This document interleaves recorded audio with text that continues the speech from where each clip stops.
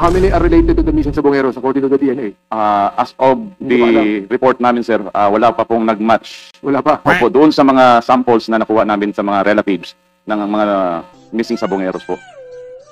Or, wala rin Pero ongoing wala po rin yung kwenta aming yung mga examination. investigation ginagawa ng ating mga agency dito. Kung wala kayong makikitang any human bone that will actually indicate maisasama nyo sa missing Sabongeros on the DNA basis you have, di ba? Yes, sir.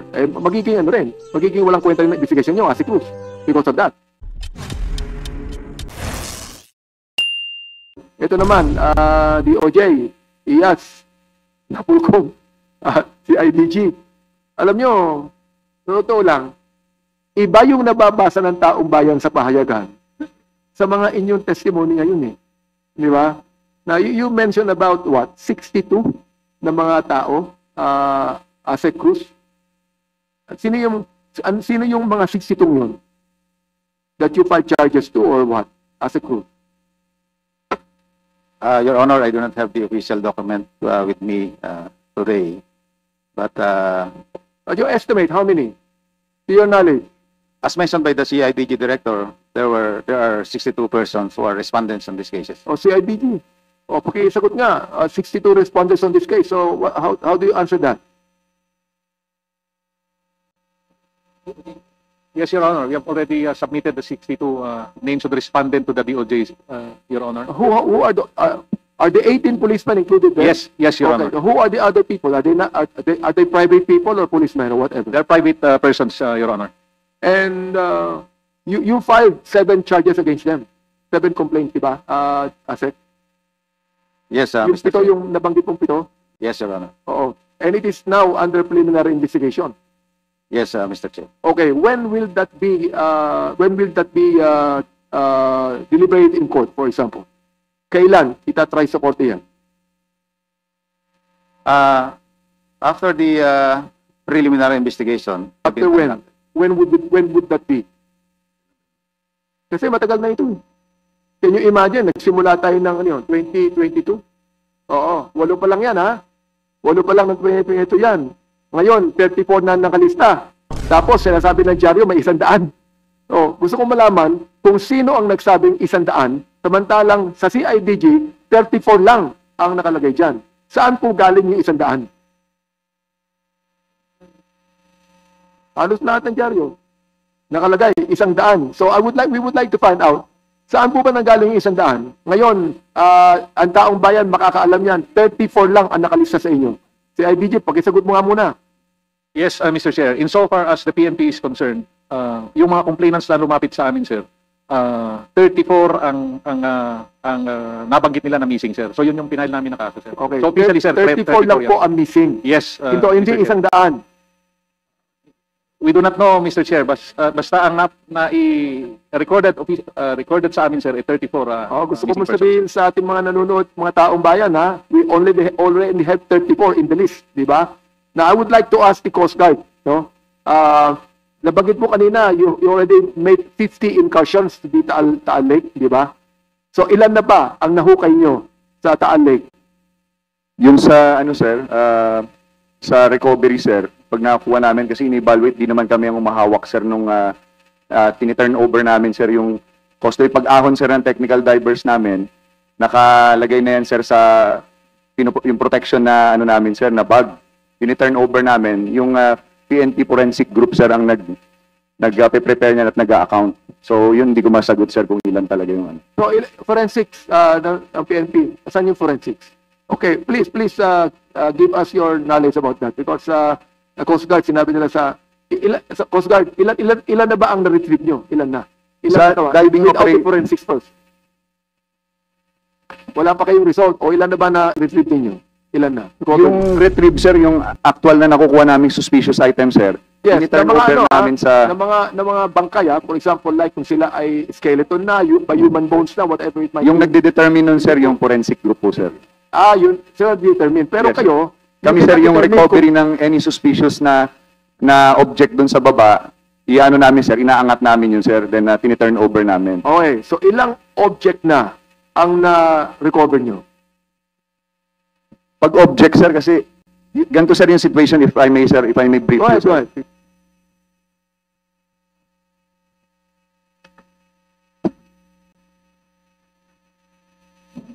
We'd like to also welcome the arrival of Congressman Pinon with minority. Go ahead, go ahead.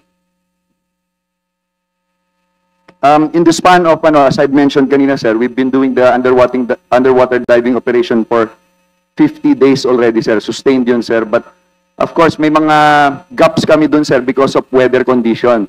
Ilang beses tayong tinamaan, sir, ng bagyo, eh. Then there are also times dun, sir, pa nag-ooperate kami. Ang situation sa baba, sir, ang divers natin, sir, ang maximum depth, sir, almost 80 plus feet. Ang dinadive ng, kaya, sir, ang ginagamit na tangke ng tropa natin, sir, mixed gas na yan. We're using nitrox para makatagal yung diver natin sa bottom magtrabaho. Now, we are also using, sir, ROB. Pero, of course, ang ROB, sir, pag ganun ka-murky, sir, hindi mo rin, sir, makakapa. Wala naman senses, sir, ang ROB. So, yung makikita ng diver ng ROB natin, sir, binabalikan niya ng divers natin, sir.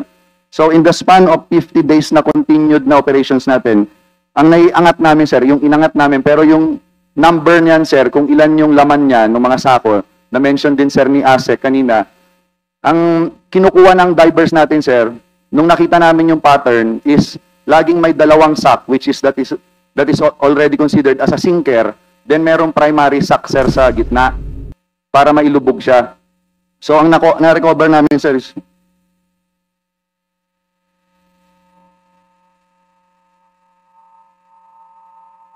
19 na sir, na underwater operations na may nakuha kaming object. Yan, sir, hindi yan isa-isa. So kaya na-mention ni Ase kanina, sir, umabot ng ilang daan, sir, kasi parts yun, sir, eh. In 50, hiwa-hiwala yan, ha? Sa 50 days, ha? Correct, sir. Okay. So forensics, General, anong masabi po niyo? Yes, sir. This is Police Brigadier General Danilo Paca, sir, the Director of the Forensic Group. Actually, sir, based on our records, as of August 22 this year, it started July 10, we recovered 401 bones. So, Are they human bone? yes, sir, yung human bones na. Then, out of those items, sir, there are a total of 163 samples were subjected to DNA. Then, the rest po nun, sir, ay hindi na po dahil nag-deteriorate na po, wala na pong ano. How many are related to the missing Sabongeros according to the DNA? As of Hindi pa the report namin, sir, wala pa pong nag-match. Wala pa. Opo, doon sa mga samples na nakuha namin sa mga relatives ng mga missing Sabongeros po. Or, wala rin Pero ongoing wala po rin yung kwenta aming yung mga examination. investigation ginagawa ng ating mga agency dito. Kung wala kayong makikitang any human bone that will actually implicate maisasama nyo sa missing Sabongeros on the DNA basis you have, di ba? Yes, sir. Eh, magiging ano rin, magiging walang kwenta rin ng investigation nyo as a clues because of that. So, please, go ahead, Asset. With due respect, sir, sa inyong observation, I don't think so na hindi po ito mawawalang saysay. Kung matatandaan po natin, 34 po yung nawawala. At although we have reported that there are already 401 human skeletal remains or human bones have been recovered by the Philippine Coast Guard. Teka, Asset. Yes, sir. But you do not believe, meron ka pang salita, that you do not believe that all of those missing Sabongeros tinapon doon sa Naal.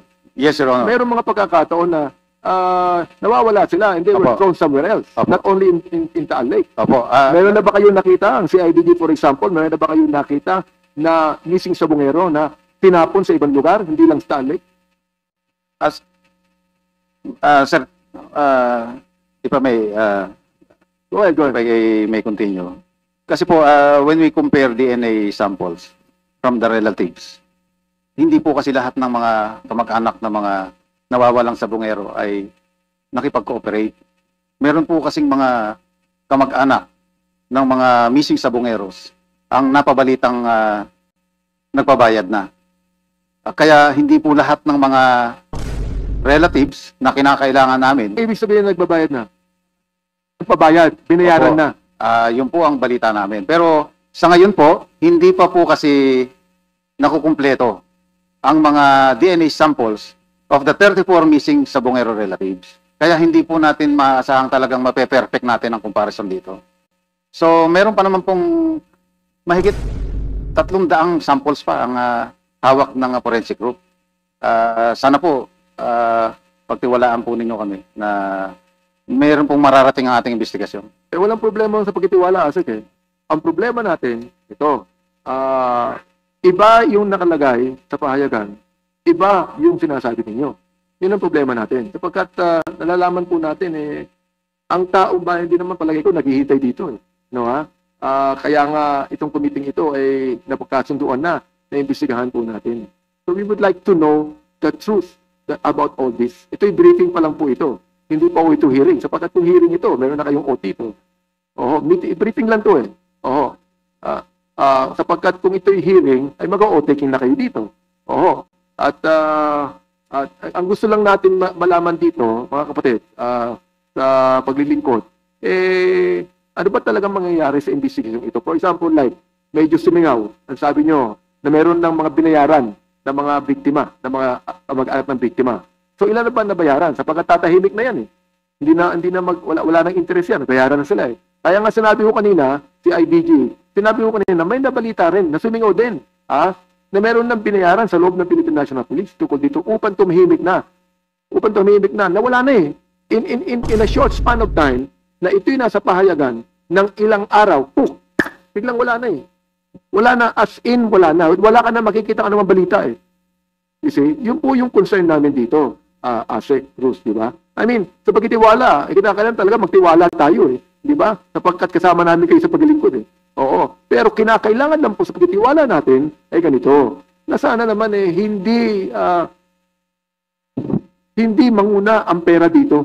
Di ba? Tulad ng sanamin mo kanina, na nabayaran na yung ibang biktima, ibig sabihin, pera na ang namayani dyan, no? Kaya pag ang pera na namayani, di ba? Tapos na ang investigasyon. Tama ho ba ako, si IDG? Kayo nag-iimbestiga eh. Yes, sir. Tama po kayo. Pero I assure you, Mr. Chair, na yung yung aming commitment ay tuloy-tuloy. What kind of assurance and commitment can you give us? Personally, Mr. Chair, as Director of CIDG, I could, with all candor, tell you that I intend to finish this investigation hanggang At hindi ka kayang bayaran, correct? Hindi po ako kayang bayaran, Your Honor. Okay. Salamat. Maraming salamat.